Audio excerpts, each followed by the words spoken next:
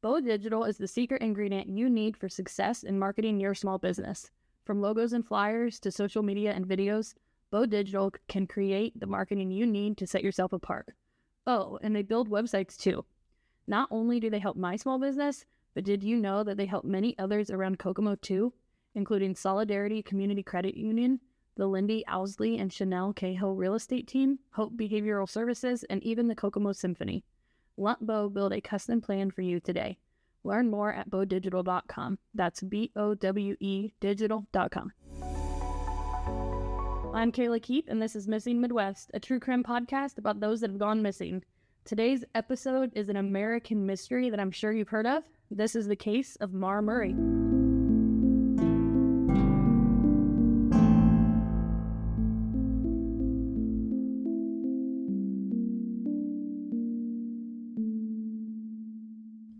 Hey. Hi. Man, the one you gave us last week, that bended my mind. So it was a mind bender. So I picked this case. I know it's a very well-known case, but I picked it because last week's case, Bryceless Pizza, that one I told you lives in my head rent-free. But there are 4 cases that live in my head rent-free, all side by side together, and it was Bryceless Pizza, Brandon Swanson, remember him? I still think about that one all the time. And Brian Schaefer from Ohio. I think about that one too. And I still check to see if we get listens from the Virgin Islands. And then Maura Murray. And so I was like, you know what? Yeah. I'm like, you know what? We've done Brian, Brandon, and Bryce. Whoa. Brian, Brandon, and Bryce.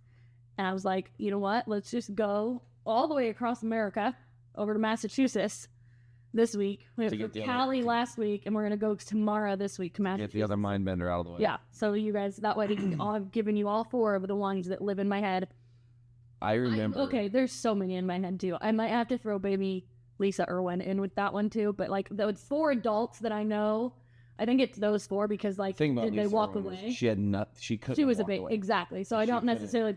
I always wonder that foul play is a guarantee in that case. Yeah. So, but those 4, like those are 4 adults that I don't know where the heck they are, and it bugged me every day. And all 4, it's like, is it possible they went away on their own? Like, technically, yes. Possible they went away. It's possible foul play. It's possible that it was an accident. All 4 of them, and there is literally nothing, and I hate it. So that's why I just was like, let's just go all the way. Maura Murray was across the U.S. one of the cases that intrigued me when I was a baby crime junkie, because I remember at our old house, you being like, hey, can I get this, can I buy this on Amazon Prime? I did. I bought a documentary. Because there's a new documentary, and I was like, tell me about it. I've seen every documentary ever on my And then we watched them all. I watched them all with you. And it's just like, I'm intrigued. What? And I'm like, this is true crime, Johnny. Yeah. This is it. This is what I do. The puzzle of it is such a puzzle. And you guys know I'm a timeline guy. I'm a math guy. And the timeline makes me sick on this one. Yep. Sick. So I do know more about this than most cases you bring to the table. Well, I mean, a lot of people probably do, but you know what? It's a mind bender. It fits up there. You know what I think is funny is like when you put it in the categories that you mentioned with the 4 mind benders.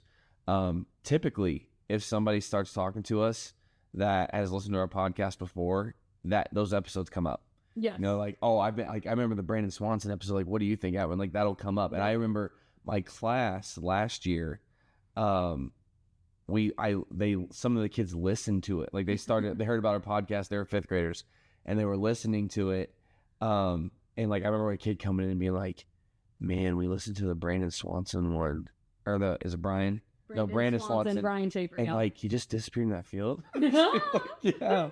And but you know what? Now that I mention this, I have to give a shout out, Cece from 5th grade at Eastern. We were walking around the track, and she was like, "Hey, I like your podcast," and I was like, "What?"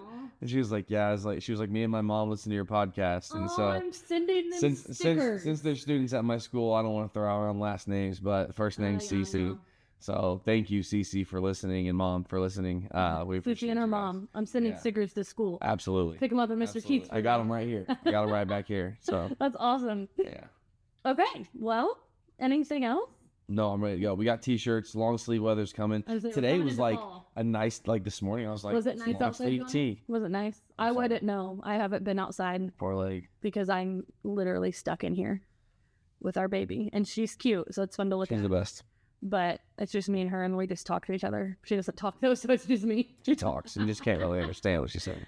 I'm losing my mind, but it's I fine. can understand what you're saying. It's fine. Okay, so like I said, we're going to the opposite side of the U.S., going over to New England today, to Massachusetts. They got any Dollar Generals up there? We were in Cali last week. So this is super rural, like a super rural, I hate that word, super rural area. So there's like Dollar Generals in the area, but not like in the town. Like they're far away, but like everything's far away. Okay. So we are going to Hanson, Massachusetts. It is 1982 when Maura Murray was born. She was born on May 4th. She was the fourth child of Frederick and Lori Murray. She had an older brother named Fred and two older sisters, Kathleen and Julie, and a younger half-brother named Kurt. She was raised Irish Catholic, pretty normal childhood. Her parents got divorced when she was 6, and so she lived mostly with her mom. She graduated from the Whitman Henson High School, where she was a star athlete on the track team. She was a runner. She was really good. Honestly, she pretty much excelled in anything she touched. Anything she touched, she excelled in it. That was academics as well. She was accepted into the United States Military Academy at West Point. Whoa, okay. Which is like a big deal, right? Respect, yeah. Where she studied, ready for this? Let's hear it. Chemical engineering. Sounds like... Don't even know what that would be. Chemicals and engineering together. I mean, my mind is coming up with ideas, and I'm not going to say them because they're probably wrong, but sounds very smart to me. Yeah, have to be smart.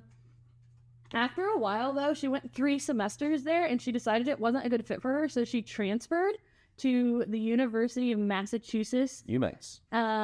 Amherst. Is it the same thing? I don't know. Okay. And she started to study nursing when she went there. Okay. I think it was quite a transition. Yeah, it was. And I think that might play into some of her disappearing. Like, there's some interesting stuff. So okay. I'm going to give you some... I remember a lot, but I don't remember that big. So here's some prior info. Things started to look... She had a rough time before she disappeared, which plays into some of the theories, okay? But in November of 2003, 3 months before he disappeared, she actually got caught with a stolen credit card. Weird. And she used it to order food from, like, a bunch of different restaurants. It wasn't like tons of money. She literally just used it for food. So they charged her with it in December with credit card fraud. And then it was with 3 months good behavior, and they were going to dismiss the charges. Okay. So it was kind of like not a big deal. So yeah. On the evening of February 5th, 2004, she was on duty. She had a campus security job, okay? And she was on duty, and she had a phone call with her older sister, Kathleen, okay? And so they were talking about Kathleen was having some problems with her fiance. And around 10:30 that night, she was still working, but she, like, broke down in tears. And when her boss asked her, like, what was wrong, he reported that she was just, like, completely zoned out, just, like, staring off into space, unresponsive, no reaction to him talking to her. So much so that he had to escort her back to her dorm room. I feel like that's not like a little bit. Yeah, like he escorted her back to her dorm room at like 1:20 a.m. When he asked her what was wrong when he got her back to her dorm room, the only thing she would say was she just muttered 2 words, and she just said, "My sister." And that call, it kind of like remained unknown what was on that call, but in 2017, her sister Kathleen came forward and like publicly told everybody what was on the phone call. And it was this is what happened. Kathleen told her sister, Kathleen was actually an alcoholic, and she had just gotten out of rehab for being an alcoholic that night. And on the way home from rehab, her fiance stopped at a liquor store. And so she immediately relapsed.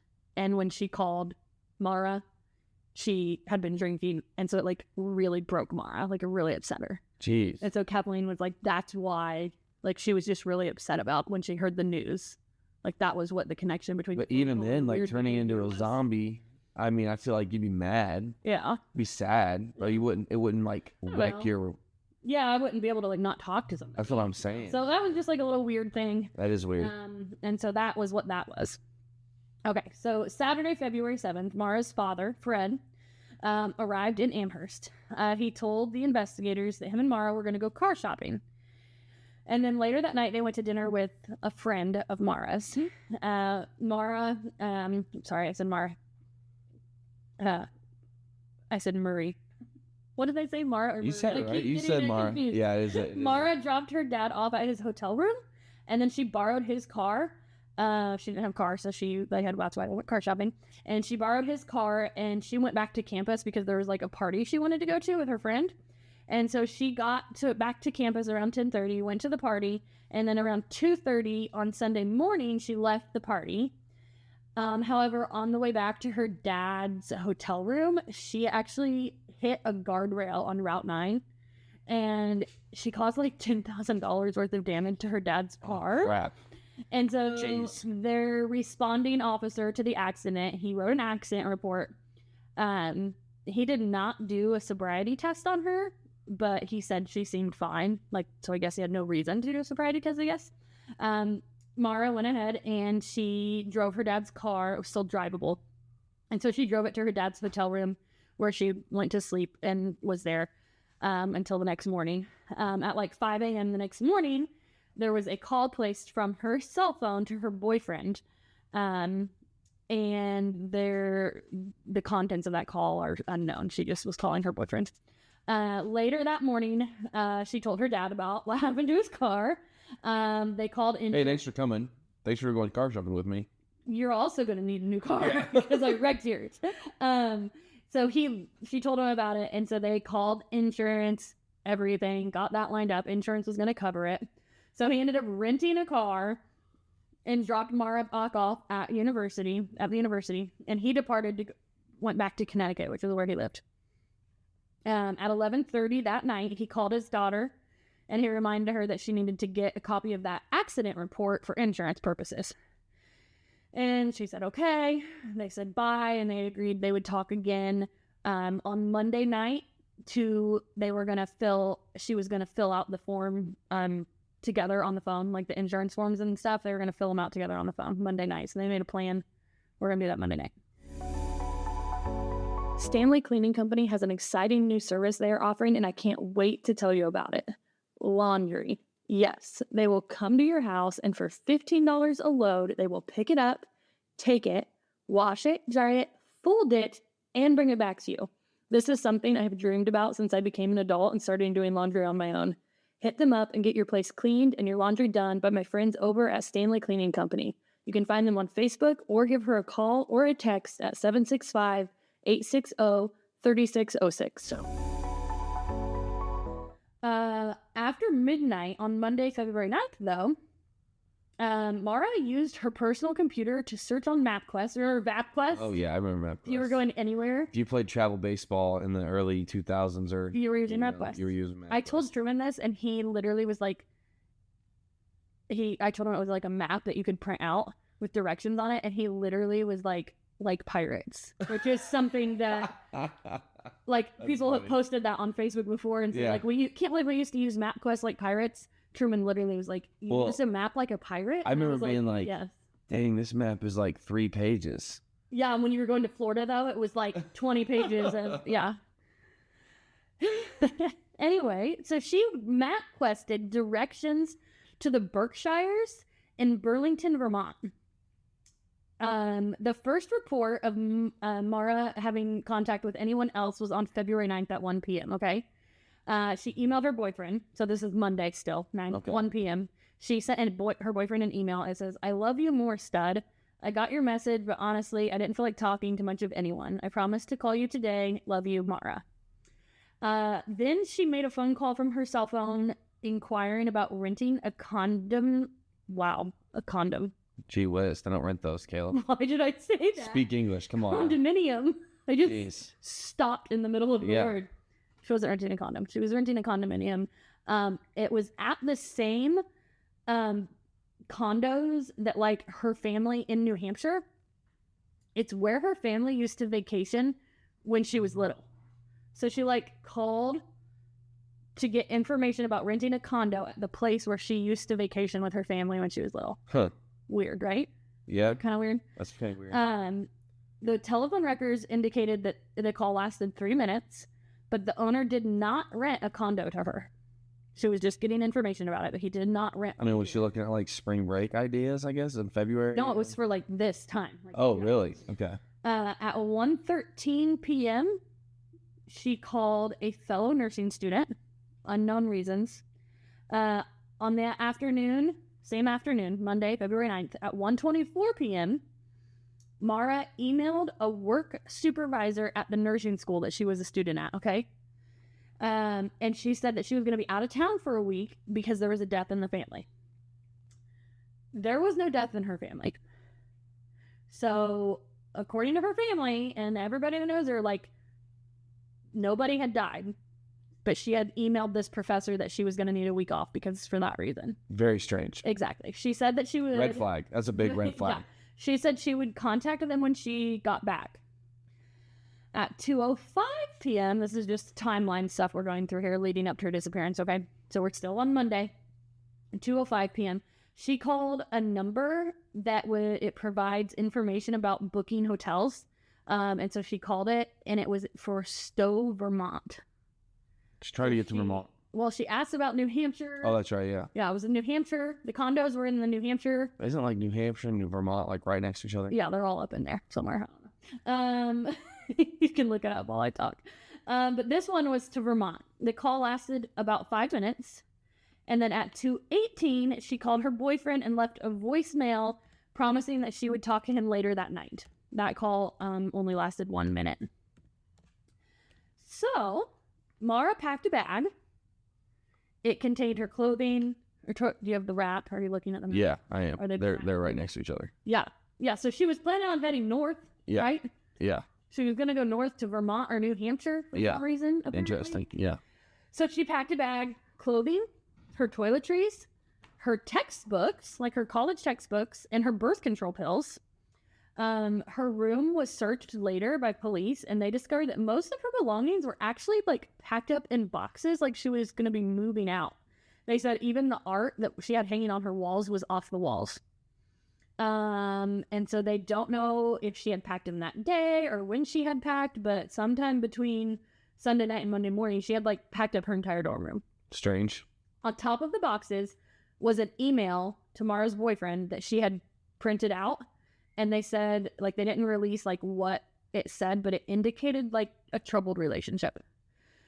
So, around 3:30 that day, Maura drove off campus, and she was in her black 1996 Saturn sedan. Classes actually got canceled that day because of the snowstorm. Huh. And so... It's like the best day ever in college. Right? We had one ever snow day, like when we were at Taylor. It was like, this is the greatest day. Yeah, I do remember that. Okay, so 3:40 p.m. 3:30, she drives off campus. 3:40 p.m., she withdraws $280 from an ATM. CCTV recorded her doing that. They said she appeared fine. Nobody was like forcing her to take anything out. She was by herself. Then she went to a liquor store and she got $40 worth of alcohol. She got Bailey's Irish Cream, Kahlua, vodka, and a box of wine. You go, girl. Security footage showed that she was alone. Again, nobody with her. Totally fine on the footage. At some point during that day, she also went and she picked up that accident form that her dad asked her to pick up. So she did that. So all of this to me indicates like she's coming back. Yeah. Like, I mean, why would you take your text? It seems clear she's leaving. She's leaving, but like she plans on coming back. Yeah. I mean, she packed up her stuff. What I'm hung up on is like got the accident report for her dad. It sounds like she's moving out of her. It sounds like she's leaving college, but like. But no, I mean she's taking textbooks. Exactly. So she's like and her doing homework and all that stuff. So it sounds to me like she is taking a break and she plans on taking a break from college too. I don't know. So she left Amherst, Massachusetts between 4 and 5 that night. She called to check her voicemail at 4:37 p.m., which was the last recorded use of her cell phone. There's no indication that she informed anyone of her destination that night, or even that she'd chosen a destination because she had made a call to New Hampshire and Vermont. So they don't really know what her plan was, okay? So That was leading up to this, to a car accident. 4:30. Okay. You said it was the last. 4:37, last of her cell phone. Okay. At 7:27 p.m., there was a report of a car accident, okay? A resident of Woodsville, New Hampshire, heard a loud, what she described as a thump outside of her house. And she looked out her front window. She said it was around sometime after 7. And she saw a car that was up against a snowbank on Route 112, okay? The car was pointing west, but it was on the eastbound side of the road. And so she reported the car accident. She called it in at 7:27 p.m. She called 911 and reported that she could see this accident outside of her house. She said that she saw somebody smoking a cigarette in the car. The 911 log claimed that, but later she said that she didn't know if it was a cigarette. She just saw a glowing light. She said it could have been a cell phone. She just saw like a light from inside the car that made her think like someone was in the car. A bus drives past, okay? He was a school bus driver, and he lived right down the street. And he stopped because he saw a young woman standing outside of a vehicle that had been crashed. He said the woman was not bleeding, not visibly injured, but he said she was cold and she was shivering. And so he pulled over, and he's like, hey, do you need me to call the police or call for help, or do you need anything? And she said, no, don't call the police. One police report actually, though, said that she pleaded with the bus driver not to call the police, which is interesting. He said that this young lady told him that she had already called AAA and they were on their way. And so he said, okay. And so he drove down the road to his house. However, when he got home, he knew that there was no cell phone reception in the area at all. So he was like, he knew she didn't call the AAA because he was like, there's no way she could have called anybody. That's why he offered to call the police for her, because he knew no cell phone was going to You have to go to my house and call the AAA. Yeah. Which, good for her for being like, yeah, I'm not coming to your freaking house, bus driver. Yeah, exactly. And so his call, he went back home and he immediately called the police. His call was received by the sheriff's department at 7:43. So literally like 15 minutes from when the other police report came in. The bus driver was unable to see Maura's car from the window, but he said he did see several cars drive down the road, and like they had to like pass her, like swerve out to like kind of go around her, but he couldn't actually like see her car. There was another report from a local resident driving home from work, one of the cars that passed probably. He said he drove past the scene around 7:37 p.m. So this is interesting. This person reported that there was a police SUV parked nose to nose with Maura's car. So like he didn't even stop to help because the police were already there. Okay. There is no official police log of a policeman being there. Wait a minute. Yeah. And so you have this resident that is like, yes, I passed that car accident on my way home. I saw the police cruiser there. He said he didn't see, he kind of slowed down and like briefly like pulled over, got out of the way. But he said, there was nobody inside or outside the vehicle. The police car was already there. So I just went home. This witness's statement is like a huge contradiction in the case because why would you call and say that if that wasn't true? The police log, Haverhill Police, in the police log has the first deputy arriving on scene 9 minutes later. So they don't know what police car this lady saw. It could be as simple as she drove by after the 9 minutes later. Exactly. But she insists that it was 7:37. So that's interesting. Man, that's tough. I mean, like, my thing is, like, people make up stuff and it makes me want to, like, freaking punch them in the nose. Yeah. But, like, why would you make that up? Like, why would that make sense? Really weird. I don't like it. I don't like that at all. Man, I guess I forgot that, like, thinking back on this case. Yeah. All right, so things are starting to get more interesting. You got your listening ears on? Listening ears on. 7:46 p.m., police arrive at the scene. That's when they actually have a log of a first policeman arriving on the scene, okay? It was a Haverhill police officer. He got to the scene. He said nobody was inside or around the car. He noted that the car had hit a tree on the driver's side of the vehicle. He said it severely damaged the left headlight and it pushed the car's radiator into the fan, which made it inoperable. Total. Yeah. The windshield was cracked on the driver's side, and both airbags had went off. The car was locked. Inside and outside of the car, he discovered stains that looked like red wine, and he found an empty beer bottle, and the box of wine she bought, it was damaged, and it was in the back seat. So he was like, okay, this wine has like obviously spilled. In addition, he found a AAA card issued to Maura Murray. He found the accident forms that she had picked up, gloves, makeup, diamond jewelry. He found printed off driving MapQuest directions to Burlington, Vermont. He found her favorite stuffed animal that she always had with her in a book about climbing in the White Mountains. However, Maura's debit card, credit card, and cell phones were missing, and they have never been located or used. Wait a minute. Right? That's wild. The police later reported that some of the bottles of the liquor that she had purchased were not in the car. So, like... Where the heck are they? If she left the car, she only took her ID, her phone, her credit card. So I've been doing my best to... Listen, I want to check one thing on the timeline real quick before we move forward. Yeah. Okay. So police arrived at 7:46. That's when their log says. What time was did the bus driver leave? Was that on there? So his call was received at 7:43. Whose call? The bus driver? Bus driver. Okay. So, I mean, he saw her at what, like 7:37? 7? So, literally, the woman heard the thump at 7 and called immediately at 7:27. Okay. So, within 20 minutes. It's literally, 7:27. Accident. 911 call.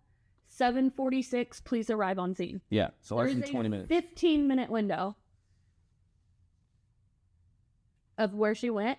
And in that 15-minute window, multiple people drove by. Yeah. It is an insanely tight timeline. Yeah. So, I mean, there's even one person that freaking talked to her. Yeah, the bus driver freaking talked to her. He saw and talked to her. Yeah. Crazy. Sorry. No, you're fine. Okay, so that's where I was at with what was left in the car, right? Is that where I ended? Yes. Okay. So there was a journalist named Joe McGee. And he sounds like a journalist name for some reason. For the Quincy, Massachusetts Patriot Ledger. That was completely irrelevant, but and everybody forgive Kayla for the way she says Massachusetts. What did I say? Did I say it wrong? You've always said it in this cute little wispy way. Go ahead. Shut up. This is how he summarized the incident in the paper. Okay. At a hairpin turn, she went off the road. Her car hit a tree. At that point, a person came along who was driving a bus. It was a neighbor. He asked her if she needed help. She refused. About 10 minutes later, police showed up on the scene, and Maura Murray was gone. I mean, that's a good little summary. That's crazy. Yes, absolutely crazy. So police obviously traced the vehicle, first step, and it traces to Maura Murray. And they initially treated it as a missing person on the belief that she disappeared voluntarily. They're like, okay. Like she wandered off in the woods or something? Well, I mean, I think they probably thought or at least I would think somebody wrecked their car and called their dad to pick them up or called somebody. It's like an abandoned vehicle at this point. It's not like we're going to come back and get it tomorrow. How many times do you see a car? I've done that before. I've done something to my car. You came and got me and we had to go pick it up the next day. Sure. Or my dad has to come back later or something. So I don't think they were super sketched out by it at the beginning. Also, this was based off of her the stuff they found in the car. Obviously she was traveling. There was really no evidence of foul play and she left the car locked. Right. So, that's kind of what they assumed had happened out of the beginning. Yikes! At the beginning, that's what they assumed happened. Okay, yeah, they did it. So, here's another. So there's a couple alleged sightings of her as well after this car accident that happened. I say alleged. Okay. So between 8 and 8:30 that night, there was a contractor who was returning home from work, and he saw a young woman moving quickly on foot on Route 12, about 4 to 5 miles from where the vehicle was discovered. He noted that the person was wearing jeans and a dark coat and a light-colored hoodie. He didn't report this to the police. However, 3 months later, he was reviewing his work records, And he realized that the night that he had spotted that girl was the same night, because at that point, 3 months later, it was a full-on missing persons case. And he was like, oh, wow, like that night that I saw her walking, like a girl walking, like that was the night she disappeared. I mean, you wouldn't be able to walk that many miles in that short amount of time. You would have to between run. 8:30 to 9:30. I mean, he said it was sometime between 8 and 9:30, and the wreck was at 7:30. So You said 4 to 5 miles? It was about 4 to 5 miles from where the vehicle was discovered. I mean, I feel like you'd have to be booking, like in a walking pace. He said that they were walking quickly, moving quickly on foot. Literally, that's what his report said. I mean, I'm not definitely going 4 to 5 miles in 2 hours, unless I'm in a car, but... the other... So the responding officer and the bus driver, they actually drove around the area looking for Maura. Like, the bus driver went back when the police got there. Okay. And just before 8 p.m., the EMS and a fire truck arrived to clear the scene. And then by 8:49 p.m. that night, the car was towed to a local garage. Like, they towed the car. What, an hour? You're talking about an hour? Yeah. That's kind of wild to me, but I mean, I guess. And so at like 9:30 p.m., the responding officer left. They found a rag in the muffler pipe. That's not good. Yeah. Which apparently her dad later said that he had told her to do this because her car was having trouble smoking. And like to avoid getting pulled over for a smoking car, he told her that she could put a rag in there and it would help like the smoke not come out as much. But doesn't that mean you're like inhaling some of it? Only if there's a leak, I think. I don't know. That's weird. I don't know. I know nothing. I'm not a car guy, I guess. So literally nothing. If any of you listening, this seems like cars. Tell me. It seems like the exhaust is supposed to come out. It is. So hindering it makes me think you would be breathing it. But okay. I'm sure her dad knew more about cars than me. So yeah, if somebody's listening that knows about cars, tell us why one would insert a rag into the tailpipe. Like, what's the purpose of that? Like, is there a purpose? There has to be. Anyway, maybe there's like a secret mechanic purpose. Like, it does something that helps her. I don't know. Like I said, that's apparently her dad literally came forward and said, like, he had just told her, like, if you're having trouble with your car smoking, put this in it. And she had the rag in an emergency roadside kit that was in her car, and the rag was missing from the roadside kit, and it was in the tailpipe. So, like, she did it. Okay. So authorities just kind of referred to Maura as, like, missing right now. Like, they towed the car. They don't really know what's going on. So at this point, authorities, they have just said, like, she's just simply missing. They don't really know what's going on. Not foul play. They just have this towed car right now.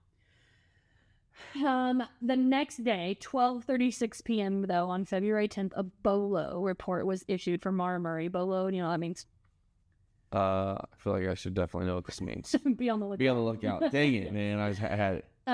She was reported as wearing a dark coat, jeans, and a light hoodie with a backpack, which, if you remember, that's exactly what that witness said he saw a girl wearing.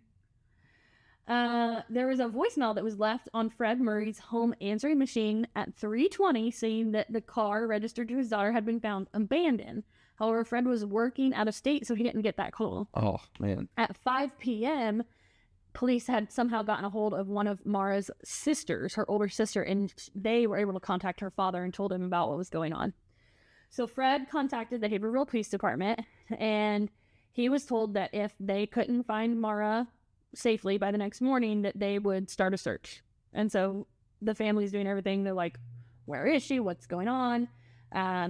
Pretty far behind the 8 ball, but then again, like, what could you assume? I mean, yeah, it's a very strange situation. Yeah. So the next morning, February 11th, Fred arrives in Haverhill. He's like, let's go. Like, let's get her. Yeah. And so it was officially then that Maura was labeled as a missing person. New Hampshire Fish and Game and the Haverhill Police, everyone came out strong. Tracking dogs, searches, everything. They started at her car and worked their way out. A tracking dog got a scent from one of the gloves found in her car, Maura's gloves.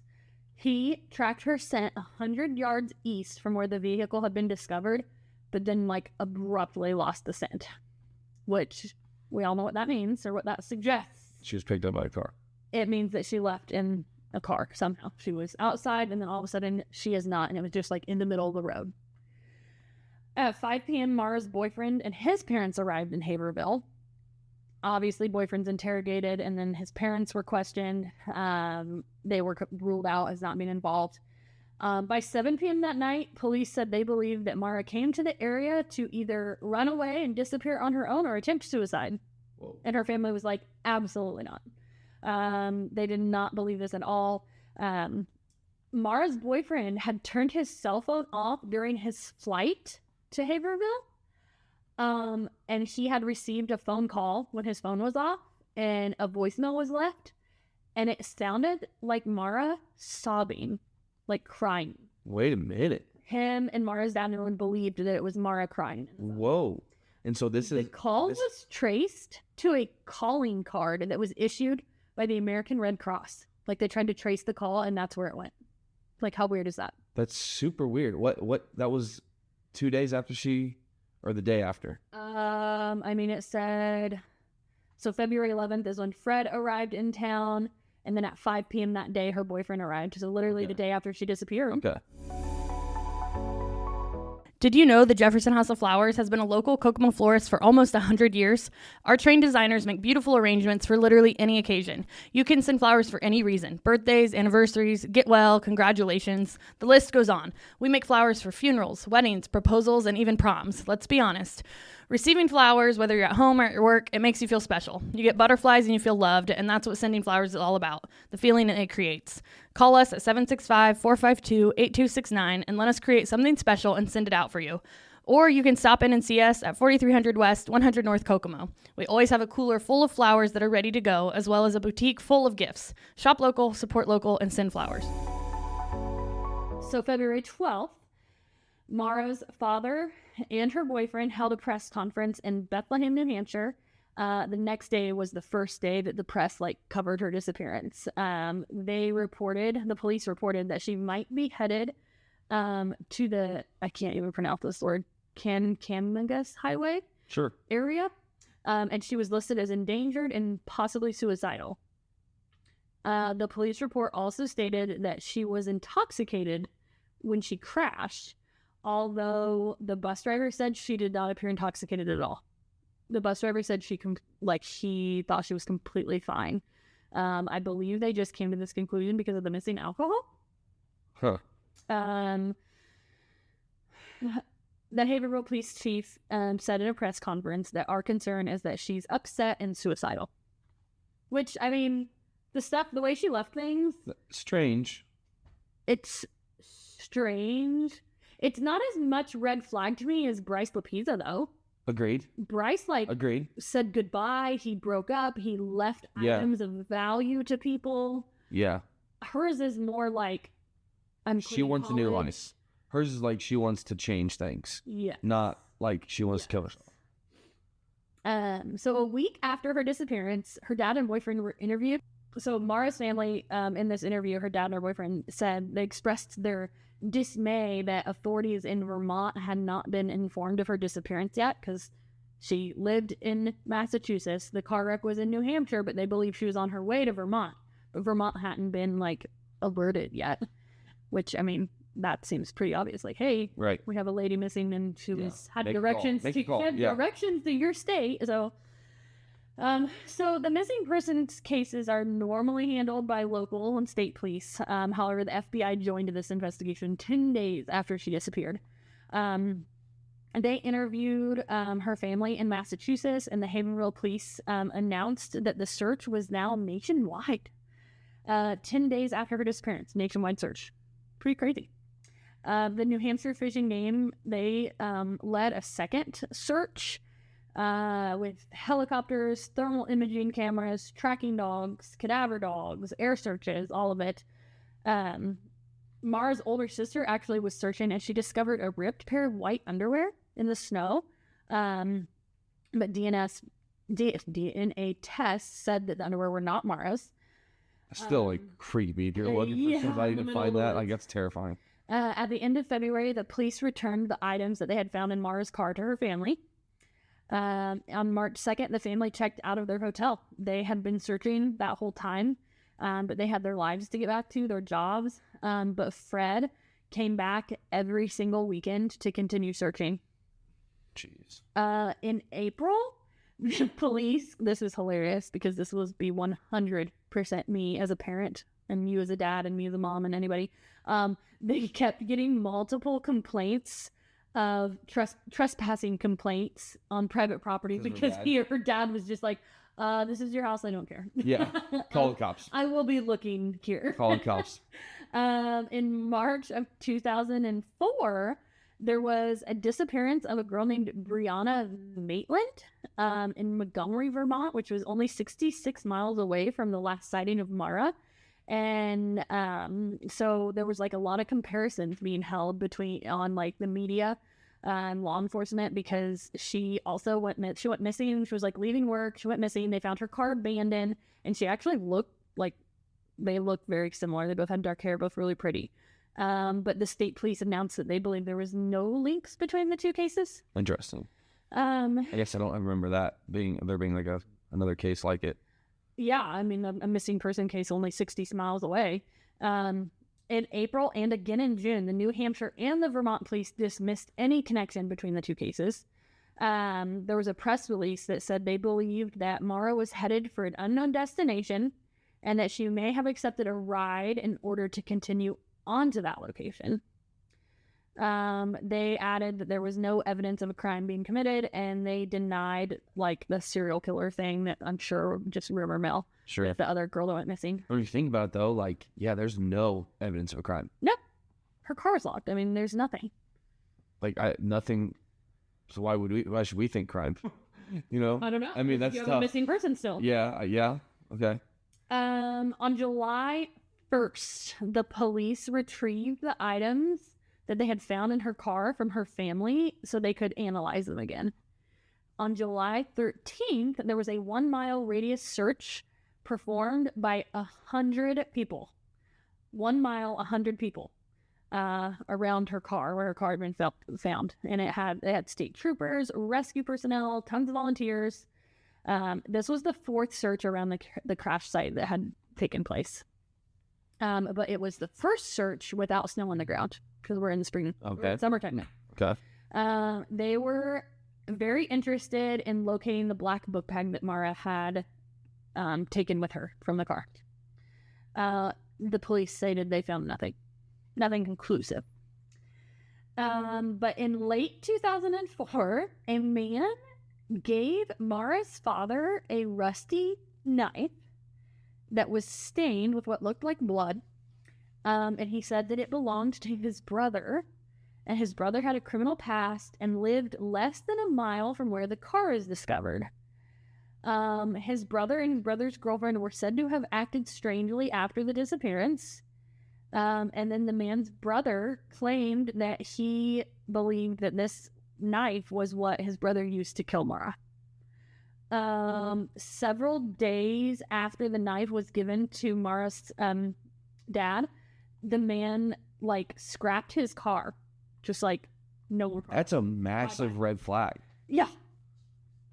Family members of this man, the other family members, claimed that he just made the story up, though, to get the reward money, and that he didn't actually do anything. So, the knife that had blood on it. I'm assuming her dad turned it in to be searched. I did not find anything else on that. Surely there is a lot of, and I'm getting ready to get into it now. There's a lot of things that alleged searches and alleged findings that the police have not commented on. And I don't know if that is because, you know how they keep some things close to the vest. Yeah. And don't want a lot of that information. I get that stuff. And this is still a super active case, so I'll get into some of it more. So I'm assuming they have the knife. They just have never said what F was found. In 2005, Fred petitioned the New Hampshire governor for help in the search. He went on the Montel Williams show to get publicity for the case. And then on February 9th, 2005, that's the 1-year anniversary of her disappearance, there was a service, a memorial service held where her car was found. And then the New Hampshire governor apparently Fred met briefly with him there. In late 2005, Fred filed suit against a bunch of law enforcement agencies because he wanted to see the files that they had on the case. Oh, let's see, where was that? On November 1st, 2005, there was a user named Tom Davies, and there was like a message board online. It was called Not Without Peril, which was dedicated to discussion of Maura's disappearance. And he said that he had seen a black backpack, which is what they were looking for, Maura's, at a restroom at like an overlook, which was about 30 miles east of where her car was found. And the senior assistant attorney actually commented and said that the state law enforcement was aware of the book bag, but they did not disclose whether they had gotten it, tested it, taken it, had it. Like, they just said they were aware of it. So, like, obviously this Tom Davies person is not lying. Yeah. There was a book bag. That's so strange. They just did not say, like, what they did with said book bag. That seems like something that, like, would make the dad want to sue them and be like... And that's what I faced. And that's why I'm thinking the dad, like, if he turned in the knife, like, he probably is like, I want to know if you tested the knife. I want to know where the book bag is. Like, was it her book bag? And they probably just haven't shared that information. Which, yes, would make me want to sue. Yeah. So, the New Hampshire League of Investigators, 10 retired police officers and detectives, and the Molly Bish Foundation started working on the case. The Molly Bish Foundation is actually a foundation that helps missing people. She actually went missing as well from the area. And so that foundation helps search for missing people. And so in 2006, they all came together and they kept the searches going. They also... a group from Arkansas called Let's Bring Them Home offered a $70,000 reward for any information that could solve the disappearance. A former police officer actually commented on the case, and he said, which this is like super ominous. Actually, I say ominous. He uses the word ominous, but like the way he said it is, it appears that this is something beyond a mere missing persons case. Something ominous happened here. Which is an ominous thing to say. I was going to say, you don't want your law enforcement saying that. Weird thing to say. In October of 2006, volunteers led a 2-day search, again, in the perimeter of where they found her car. They found a house about 1 mile from where the crash site was. I remember this. And it's an A-framed house. Apparently, cadaver dogs went, and I quote, bonkers in the closet at this house, okay? Indicating human remains. Cadaver dog human remains. The house had formerly been the residence of the man that had the bloody knife. Whoa. So... the guy that they gave the knife to the dad. No, not the guy that gave the knife. His brother had the knife. Yeah. His girlfriend that acted weird. Yeah. That's where they lived. Sketchville. Yeah. Whoa. A sample of carpet was taken from the home and sent to the New Hampshire State Police, but the results have never been released to the public. See, I just feel like if it matches, there's an arrest. It's solved. In July of 2008, volunteers led another 2-day search through the wooded areas in Haverhill. This was private investigators and dog teams. Yeah. They found nothing on that search. Her case is, it actually was one of the proponents that like established this like cold case unit for New Hampshire. Later that year in 2010, they like established this like cold case unit based because of Maura Murray's case.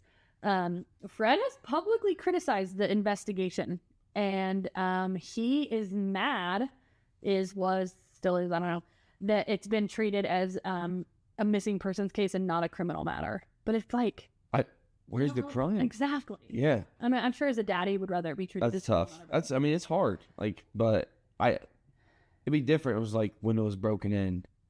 Yeah. You know what I'm saying? Driplets, driplets, droplets or something. Yeah.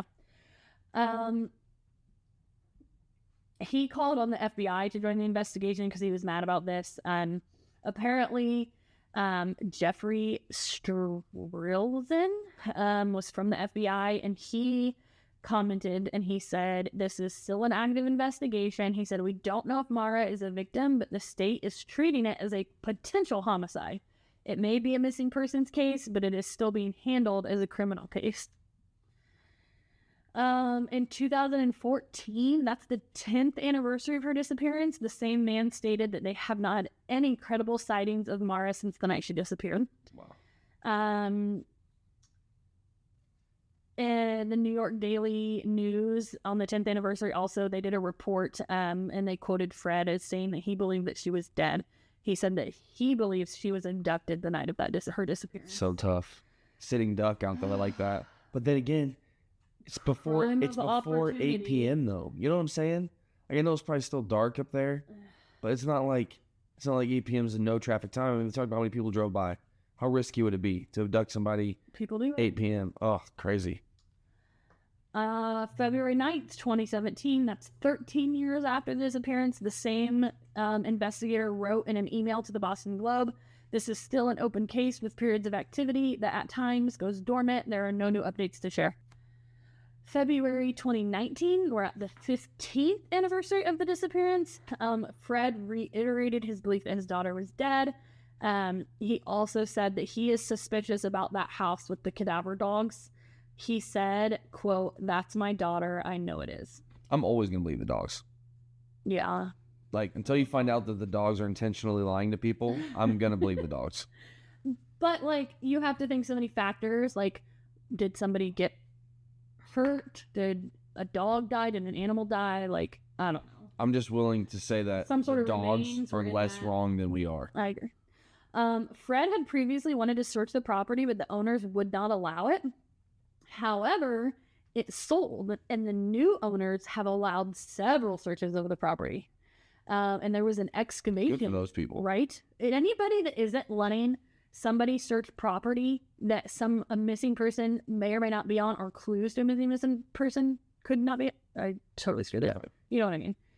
If you're not letting the police search and you may or may not have something on your property, like, freaking, I hope you fall down the steps and break your leg. And my leg is currently broken. gonna say, it really freaking sucks. Somebody must have said the same thing about you. I hope you break both of your legs, because that is absolutely ridiculous. It's not going to hurt you, and they're going to put everything back the way they found it. Like, the only reason to not let them is if you yourself are the reason the person is missing. That's ridiculous to me.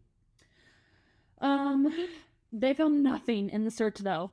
They excavated the place. They said they found nothing. Man.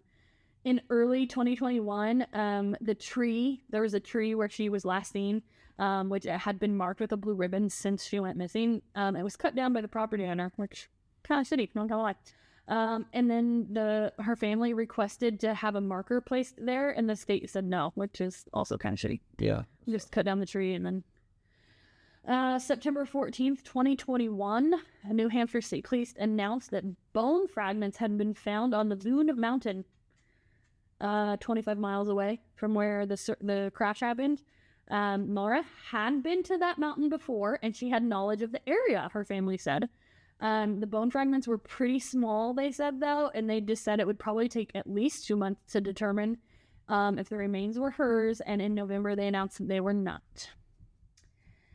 In January 2022, the FBI issued a national alert in her case, and they created a violent criminal apprehension profile, which allowed, like, multiple law enforcement agencies to share information for her case. Huh. Well, it's like, why isn't it happening already? But whatever. Yeah, and did something happen to make them do that? Yeah. In July of 2022, that same year, law enforcement in New Hampshire, they initiated a search in the towns of Llandaff and Easton. Nothing has ever been reported about why they searched, what they searched, if they found anything. In February 2024, that's the 20th anniversary of her disappearance, they released a new, like, age progression photo of what she might look like.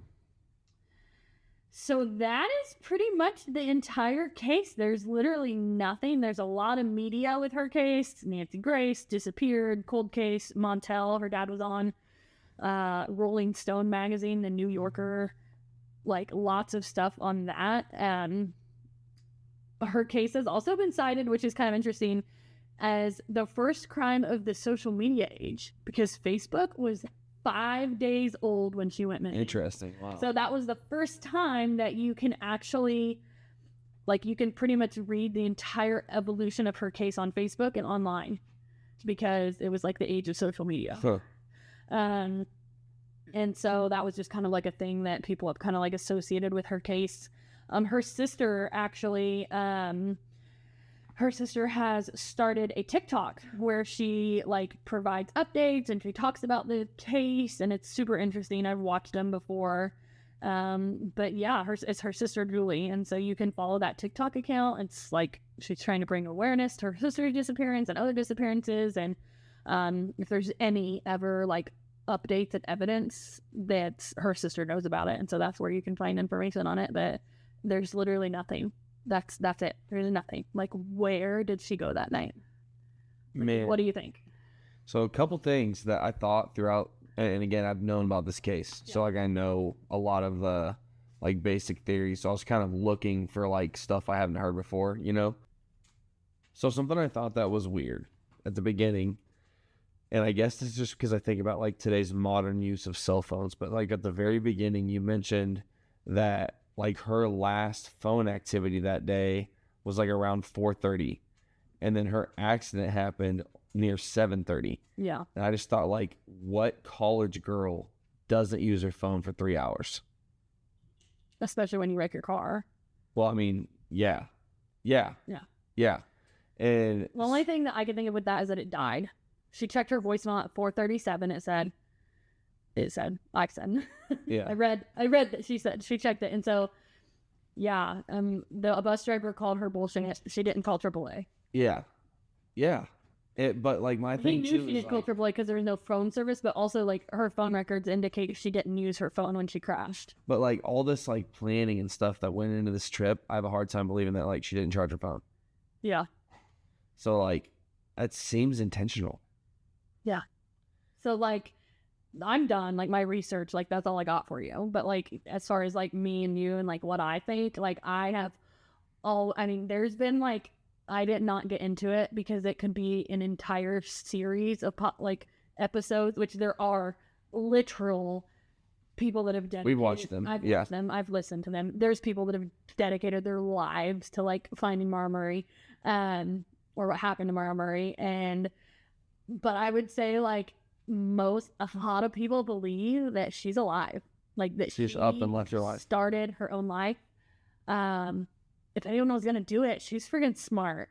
I mean, a West Point, She was smart. like successful at everything. It looked like capable. she wanted to end her life, and in that sense of end the life she was living, not end her life in the sense of unaliving herself. Right.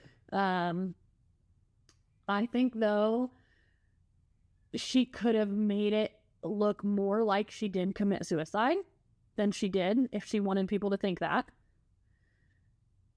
So here's another thought that I had to go along with my cell phone situation. Do we believe this girl wrecked a car twice in a matter of like 3 days on accident? I don't know. Like It that's could have been on purpose. I mean, that's tough for me to a lot of grasp. people have said that she wrecked her car on purpose and had somebody there to pick her up. Like that's a wild stretch too. Some people have said she accidentally wrecked her car. She was on her way to start a new life, and somebody else picked her up and kidnapped her. People have said she wrecked her car and walked away. There's a lot of possibilities, but there is a lot of people that believe she's there's been a couple obviously no sightings have been confirmed, but Right. reported sightings of her in Canada. So like See, and that was another thought. Like you're not that far away from Canada. yeah, a lot of people think that's where she was heading north to. I have no idea. Just with the stuff she packed though, like she seemed like such a smart girl. Like it's not like, you know what, I'm gonna leave for Canada and start a new life. Like I'm gonna drink and drive and take my college textbooks. You know what I'm saying? Like that's such a weird. To me, I don't think there's proof that she was drinking and driving.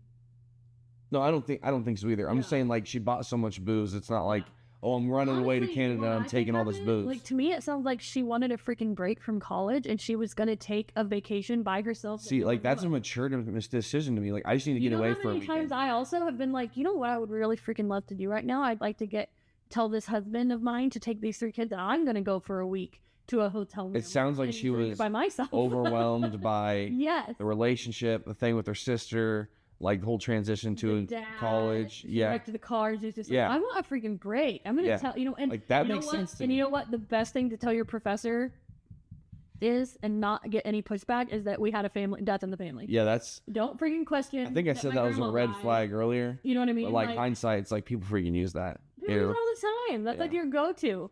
And so to me, it's like she's like, listen, you know, R.I.P. Grandma. I gotta take a week off. I'm not gonna tell anybody because no one will know that I'm missing, and I want to leave. Now, packing up the room's weird. That's weird. To me, maybe she was like, I'm gonna take a break and take a week off, and then I'm quitting college when I get back. Maybe, or moving somewhere else. Yeah. You know. It's all weird. It's all weird. So weird. Like I said, Someone knows something though. You know what I'm saying? in my head. I wish. So the bus driver reported that multiple cars passed. I wish I could talk to every single one and see what they say. I think it's weird that the witnesses are so unreliable. But like, I hate that a witness said that they saw a police car there before the police reported they were there. I hate that. I just can't get out of my head that somebody impersonated a cop and took her. Yeah. Like, that creeps me out. And they parked their car nose to nose with her. So she couldn't. Like, she couldn't drive away, even though they said the car couldn't drive anyway. I don't know. It gives me real creep vibes. And But but see, like a wannabe or a pretend cop, like if they knew what they were doing, they would think things like lock the doors. Yeah, I mean, You know, like and that's the tough. window is so tiny. Yeah. Hate it. I Again, also don't like how, like, if it was snowing, like, wouldn't they see if she walked away? Like, yeah, I don't know. That's tough. You're right. It's one of those cases that, I mean, I think about it too. Like, what the heck happened? Like, if we had like if it was like, what mysteries? that's all like, my do you list want? to ask Jesus when I get to heaven. Wow. I'm not kidding. I'm gonna be like, how did you get all those animals on that ark? And also, what in the world happened to Maura Murray, Brandon Swanson, Brian Schaefer, And Bryce Pizza. Bryce Pizza? And someone knows something. This podcast is a So.Will.I.Studos production. So will I. Johnny, question for you. Yeah. If I was somewhere in Kokomo and it wasn't our house and it wasn't the flower shop, where would I be? Easy. Humble home. Yes, you're right. You guys, listen up. Humble Home is my absolute favorite place to be for so many reasons. No matter what I am looking for, I always check Humble Home first. Clothes, shoes, toys, decor, furniture, makeup, they literally always have something that I need. They have brand name items for cheap. Their inventory is constantly changing, so it's part of my weekly routine to do a Humble Home walkthrough. You absolutely need to stop by. I promise you won't be disappointed. While it is a discount store, it's not your average discount store. It's clean, organized, and everything has its place. I get zero anxiety when I go in, unlike other discount stores. And no matter what you're shopping for, a home project, gifts, home decor, even seasonal decor, they will have it. They are open Monday through Saturday, 10 a.m. to 8 p.m., and Sunday from noon to 5. You can follow them on Facebook at Humble Home Kokomo and watch for new items every single day. And for our Lafayette, Indiana listeners, I have exciting news. They are opening a second location in Lafayette soon. As soon as I have the details, I will let you know their opening date. Get excited.